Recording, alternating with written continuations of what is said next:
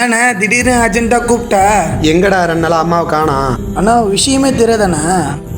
என்னடா விஷயம் தெரியாது? அம்மாவை இட்டுட்டு போய் எங்கள் அண்ணன் வீட்டில் விட்டுருக்காண்ணே. எங்கே விட்டு இருக்க? அண்ணன் வீட்டில் விட்டுருக்கண்ணே. அம்மா வீட்டை போய் முதியோர் இல்லத்தில் விட்டுட்டு என்கிட்ட வந்து அண்ணன் வீட்டுக்கு போயிருக்கேன்னு சொல்றியா? அண்ணா வயசாயிடுச்சுண்ணே, இதுக்கப்புறம்லாம் என்னால் வச்சிருக்க முடியாதுண்ணே. உனக்கு 3 வயசு இருக்கக்குள்ள அடிப்பட்டு இடுப்பு உடச்சிக்கிச்சு. எத்தனை கோவில் குளம் சுற்றி வேண்டிக்கிட்டாங்க.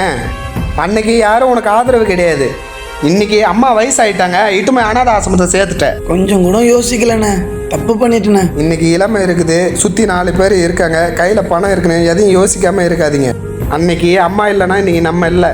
கூட பிறந்தவங்க கூட இப்படி சொல்லண்ணே, ரொம்ப நன்றிண்ணே. 1000 பேர் 1000 சொல்லுவான். நம்ம அப்பா அம்மாவை நம்ம தாண்டா பார்த்துக்கணும். அம்மா ரொம்ப நாளாக பிரியாணி கேட்டிருந்தாங்கண்ணே, ரொம்ப நன்றிண்ணே. நான் வாங்கிட்டு வந்துடுறேண்ணே சீக்கிரமா. அம்மா என் வீட்டில் தான் இருக்காங்க, சாயந்தரம் வந்து இட்டும் போ.